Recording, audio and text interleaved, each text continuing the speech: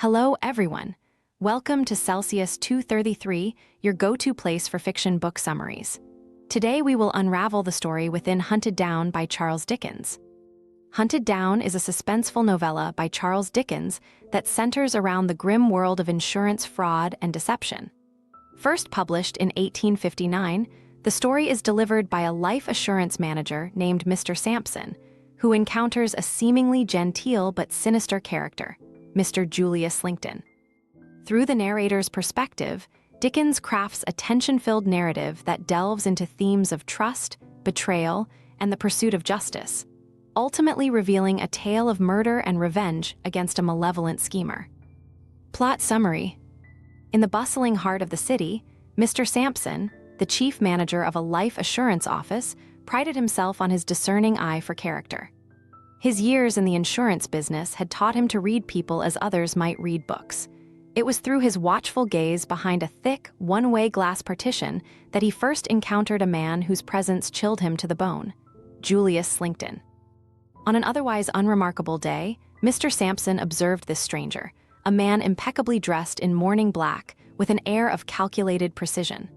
Slinkton's every movement, down to the parting of his hair, appeared deliberate, crafted to suggest a congenial trustworthiness. Yet, to Sampson, his appearance was unsettling, as though beneath the man's polished exterior lay a hidden menace.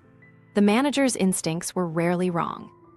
Slinkton, well aware of Sampson's gaze, merely smiled, offering a respectful nod. He approached the office clerk for forms, mentioning that he had been directed there by a mutual acquaintance. Slinkton's stated purpose appeared simple enough, securing a life insurance policy, not for himself, but on behalf of a friend. Yet, the encounter left Mr. Sampson deeply uneasy, his wariness of the man sharpening with every word exchanged. Not long after, fate brought Slinkton and Sampson together again at a social gathering. Their host made introductions, and Slinkton greeted Sampson with the same courteous, unassuming manner he displayed at the office. As Slinkton spoke, there was little Sampson could pinpoint in his words, yet an inexplicable sense of malice radiated from him. Slinkton referenced the recent death of a business associate, a young man named Meltham, with what Sampson could only describe as a faintly concealed glee. Meltham, he knew, had died suddenly, broken in health and spirit. The realization grew within Sampson. Julius Slinkton was no stranger to treachery. Sometime later, during a chance seaside encounter, Sampson found Slinkton strolling on the beach in Scarborough, arm in arm with his niece, the frail, pale Margaret Niner.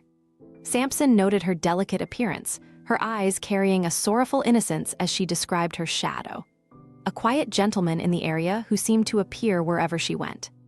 Margaret revealed her poor health, admitting that her uncle, Slinkton, had placed her under the care of a family in the coastal town for the benefit of her constitution.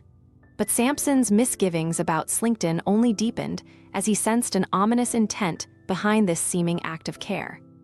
Margaret confided how much she admired her uncle, especially for the compassion he had shown during her late sister's illness. Her sister, she recounted, had faded under an inexplicable malady, cared for tirelessly by their devoted uncle until her final breath. Now, Margaret herself seemed to waste away under the same strange affliction. In private conversation with Margaret, Sampson pressed upon her the seriousness of her situation. A gnawing fear within him suggested that her uncle might be responsible for her decline. Sampson, who had keenly observed Slinkton's calculating demeanor, began to wonder if the life insurance policies he requested were instruments in a monstrous scheme. With every encounter, his suspicions took a firmer root, each one painting Slinkton in darker shades. Months passed, and Sampson maintained his cautious vigilance over Slinkton, who occasionally appeared at the insurance office to inquire about Margaret's policy.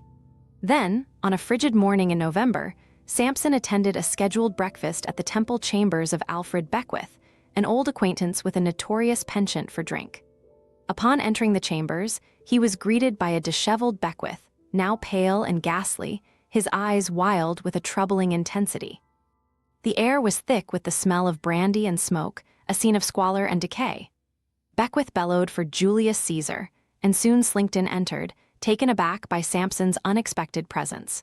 For a brief moment, the mask of poise slipped from Slinkton's face, revealing a flicker of panic and rage. He recovered quickly, attempting to reassert control by thanking Sampson for intervening in what he framed as a trivial quarrel.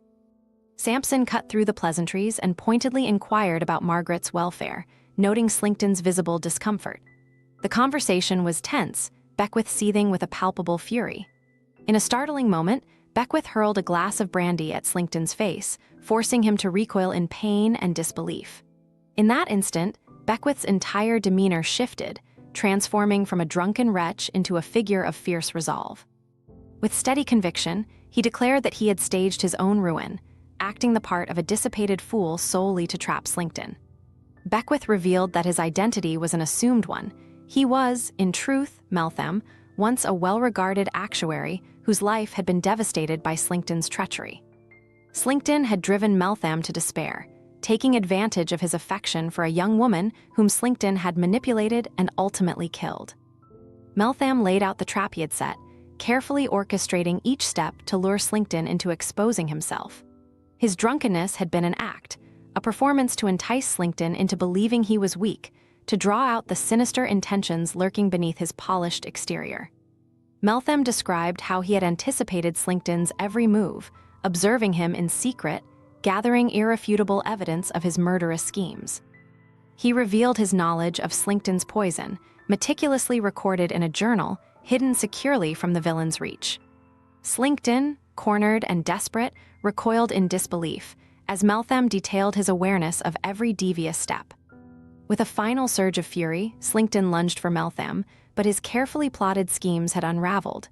His face contorted in hatred, he turned and, in a final act of desperation, unleashed a deadly concoction hidden within his snuff box.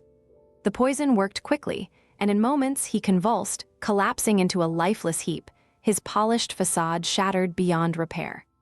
Slinkton's end was as cold and calculating as his life had been, leaving nothing behind but the vile traces of his deceit and cruelty. Meltham's purpose, the driving force that had sustained him, faded now that justice had been served. In the days that followed, his health declined rapidly, and his spirit, long battered by grief and a relentless pursuit of vengeance, seemed to diminish. Soon after, he passed away, leaving behind only memories of a brilliant mind undone by tragedy. His estate went to Margaret, who survived and later found happiness, though the memory of her uncle's crimes cast a faint shadow over her life. The quiet satisfaction of justice, tempered by loss, lingered with Sampson, a reminder of the thin veil that divides the righteous from the wicked, the predator from his prey. Hope you had fun. There's more where that came from. Explore other books by Charles Dickens. Find them below or search Celsius 233. Remember, while our summaries capture the essence, they can never replace the full experience of reading the book. If this summary intrigued you, consider diving into the complete story, buy the book, and immerse yourself in Charles Dickens's original work. Bye-bye, take care, have fun.